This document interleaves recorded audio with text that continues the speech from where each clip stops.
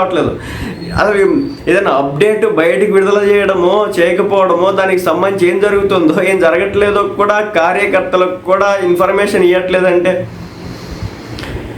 ఇది కూడా ఇప్పుడు ఈయన హెల్త్ కండిషన్కి సంబంధించి కూడా పవన్ కళ్యాణ్ గారి పిఆర్ఓ ఎవరైతే ఆయన ఉన్నారో ఆయన చేసినటువంటి పరిస్థితి. మరి ఇది జనసేన పార్టీ అఫీషియల్గా రిలీజ్ చేయలేదు, అదేవిధంగా పవన్ కళ్యాణ్ గారు ఎక్కడా చెప్పలేదు, జనసేన పార్టీ నాయకులు ఆయన చుట్టూ ఉంటారు వాళ్ళు ఎవరు కూడా చెప్పలేదు, ఈయన చెప్పినాడు, ఇలా ఉందన్నమాట. మరి నాకు అదే అర్థం కాదనమాట. పవన్ కళ్యాణ్ గారికి ఏం జరిగినా వెంటనే అప్డేట్స్ రావు. అదేవిధంగా పార్టీ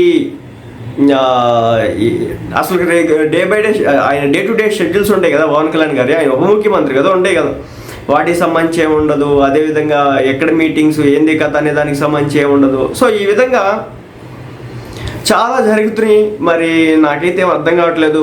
ఏదేమైనప్పుడు కూడా పవన్ కళ్యాణ్ గారు వీళ్ళంత త్వరగా కోలుకోవాలని మనందరం కూడా ప్రార్థిద్దాం. ఆయనకి వైరల్ ఫీవర్తో పాటు స్పాండిలైటిస్ అనే ఒక సమస్యతో చాలా ఇబ్బంది పడుతున్నట్లుగా తెలుస్తుంది. కాబట్టి మీరందరూ కూడా ప్రార్థించండి.